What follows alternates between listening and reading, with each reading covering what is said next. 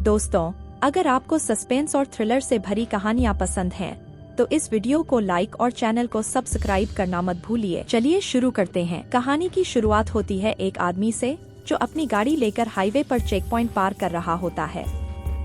वहां उसे अचानक पुलिस वाले रोकते हैं और एक अजीबोगरीब वायरस के बारे में बताते हैं जो लोगों को बीमार बना रहा है।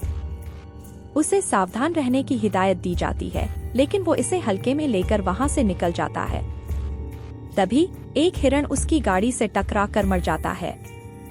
पर जैसे ही वो आदमी वहां से चला जाता है, वो मरा हुआ हिरण धीरे धीरे उठ खड़ा होता है और उसकी आंखें सफेद हो जाती हैं।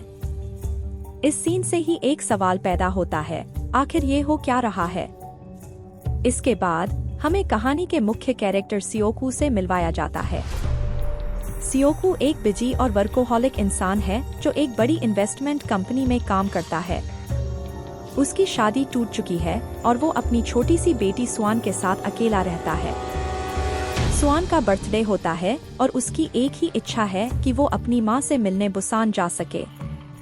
पहले तो सियोकू इस आइडिया को इग्नोर कर देता है, लेकिन जब वो देखता है कि स्वान की माँ से मिलने की जिद बहुत मजबूत है, तो वो अपनी बेटी की खुशी के लिए मान जाता है।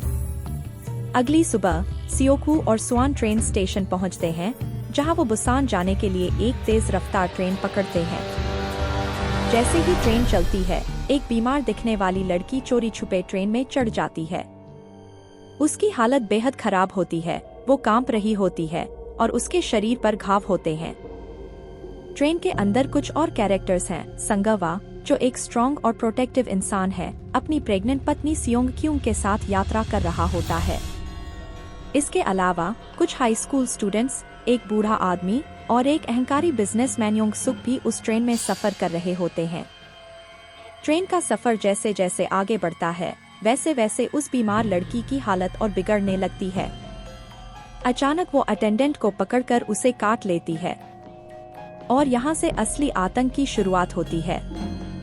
अटेंडेंट तुरंत ही एक ज़ॉम्बी में बदल जाता है और बाकी यात्रियों पर हमला करना शुरू कर देता है। देखते ही देखते ट्रेन में लोग एक दूसरे को काटते हुए ज़ॉम्बी बनते जा रहे हैं। हर तरफ अफरातफरी मच जाती है, लोग चीख रहे होते हैं, भाग रहे होते हैं और ट्रेन के हर डब्बे में खून खराबा होने लगता है। सियोकू अपनी बेटी को बचाने के लिए तुरंत एक सीट के नीचे छुपा देता है। इस बीच उसे संगवा का साथ मिलता है। संगवा समझदार और ताकतवर है और वो अपने साथियों के साथ ज़ॉम्बीज को रोकने की पूरी कोशिश करता है।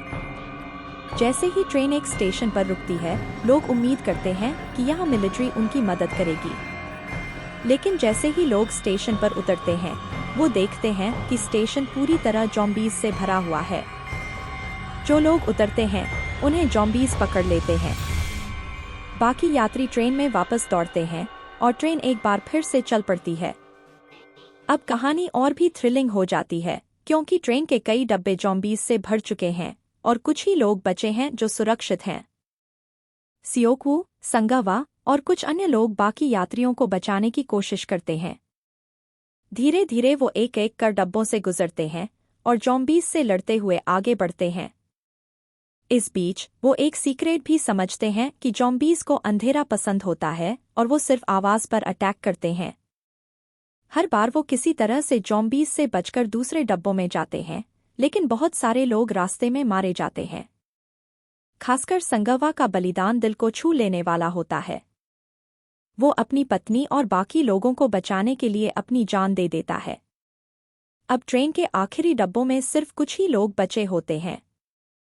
योंगसुक, जो एक स्वार्थी और निर्दयी इंसान है, अपनी जान बचाने के लिए दूसरों को धोखा देता है। उसकी वजह से कई मासूम लोग मर जाते हैं। वो खुद को एक डब्बे में लॉक कर लेता है, लेकिन बाकी लोगों की जान की परवाह नहीं करता। ट्रेन का सफर धीरे धीरे अपने आखिरी पड़ाव की ओर बढ़ता है। जब ट्रेन बुसान के पास पहुंचती है, तब केवल सियोकू, उसकी बेटी स्वान और सियोंग क्यूंग ही बचे रहते हैं। लेकिन जैसे ही उन्हें लगता है कि अब वो सुरक्षित हैं, अचानक सियोकू को एक ज़ॉम्बी काट लेता है। उसे एहसास हो जाता है कि अब उसका वक्त आ गया है। अपनी बेटी की रक्षा के लिए वो अपनी बेटी को सियोंगक्यूंग के हवाले कर देता है और खुद को ट्रेन से बाहर फेंक देता है ताकि वो जॉम्बी में बदलने से पहले ही खत्म हो जाए। स्वान और सियोंगक्यूंग बचे रहते हैं और बुसान पहुंचते हैं, जहां मिलिट्री उन्हें देख लेती है। स्वान अपने पिता को खो चुकी होती है, लेकिन उसने अपने पिता का बलिदान देख लिया होता है। उसकी आंखों में आंसू होते हैं और वो एक गाना गाती है जो उसके पिता उसे हमेशा सिखाते थे। कहानी यहीं खत्म होती है, लेकिन ये हमें ये समझा जाती है कि सच्चा प्यार और बलिदान इंसान को किसी भी हद तक ले जा सकता है।